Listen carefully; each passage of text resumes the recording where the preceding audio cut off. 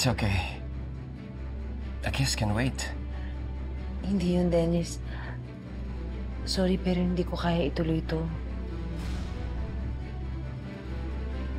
What do you mean?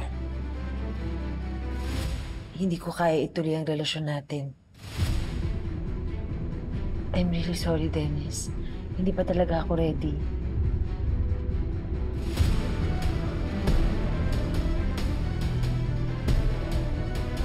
Kaya pala, distracted ka kanina. Hindi pala trabaho ang dahilan.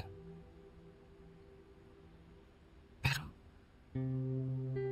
bakit mo pa ako sinagot kung hindi ka pa naman talaga handa? Nahihiya na kasi ako sa'yo, Dennis eh. Sa lahat ng ginagawa mo para sa akin.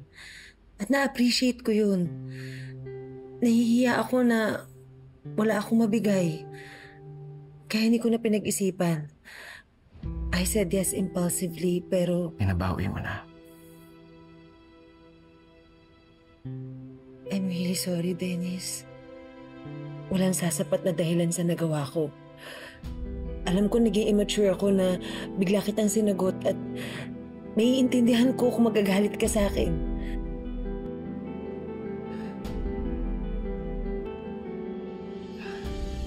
Ba't naman ako magagalit?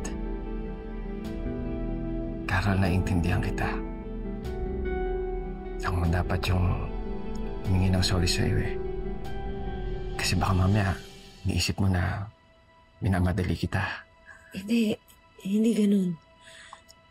Pero Carol, gusto kong malaman mo na nire-respeto ko yung desisyon mo. At maghihintay pa rin ako. Kahit kailan pa yan. Ang importante sa akin, yung handa ka na.